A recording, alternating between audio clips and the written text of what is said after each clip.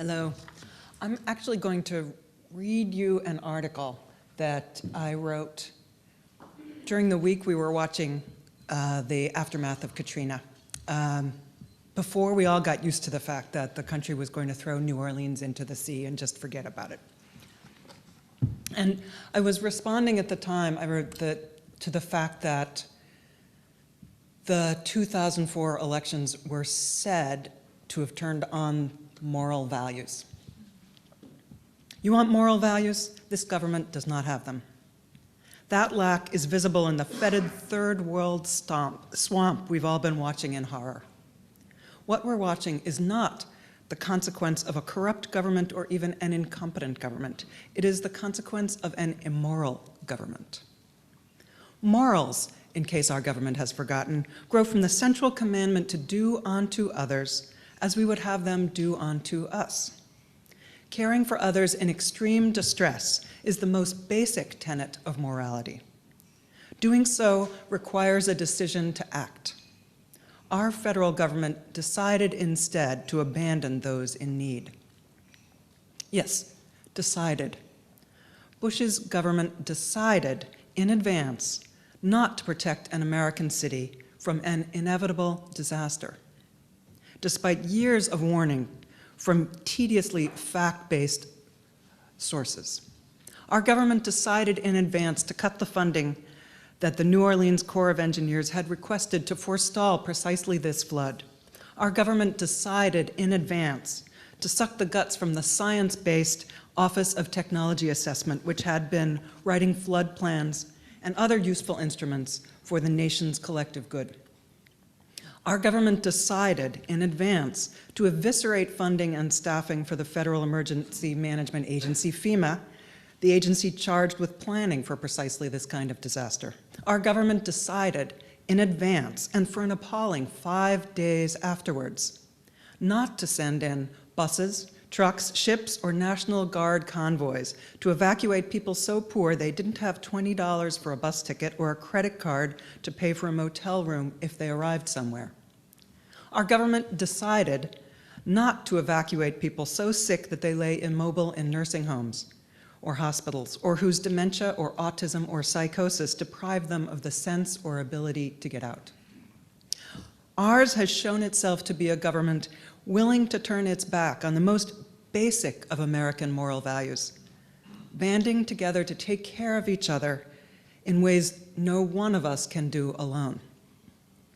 It's a commandment, yes, that is central to the Abrahamic traditions, embedded deeply in the Torah's repeated injunction to care for the poor, the needy, the widows, and orphans, in Jesus's tale of the Good Samaritan, or in Islam's mandatory charitable contributions to the poor.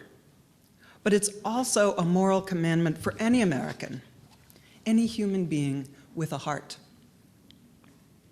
Katrina and its aftermath show us the gaping moral holes in the conservative ideology that we heard about before of shrinking government to the size that it can be drowned in a bathtub, replacing government with personal responsibility. No one person could have done in New Orleans what we ask a government to do.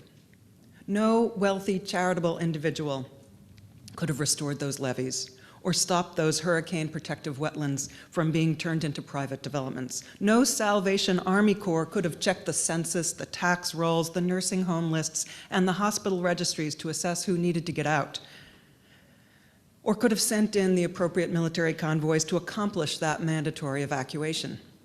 No church group could have sent in a militia to distribute food and keep order as desperation increased. No charitable foundation could now be planning and rebuilding what's so tediously called infrastructure.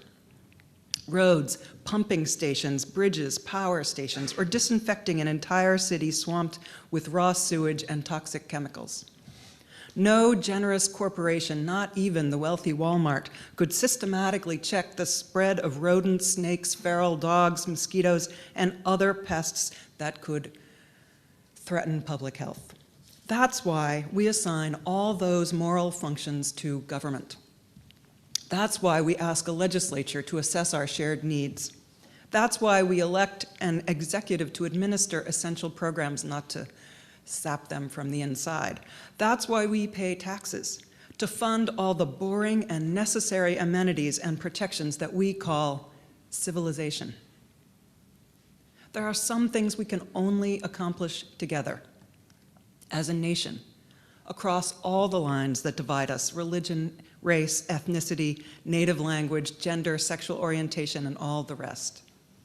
Only by working together through the agent we call government can we find and deploy the necessary information, equipment, experts, managers, and everything else needed to fulfill the moral commandment that most of us watching that week wanted so desperately to see satisfied.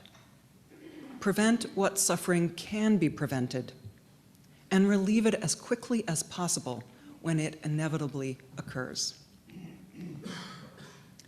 What was the right phrase to describe what many of us felt as we watched that preventable disaster unfolding in front of us? It wasn't just shock and shame that this could happen in America. This was genuine moral outrage, righteous indignation at how our fellow citizens had been failed.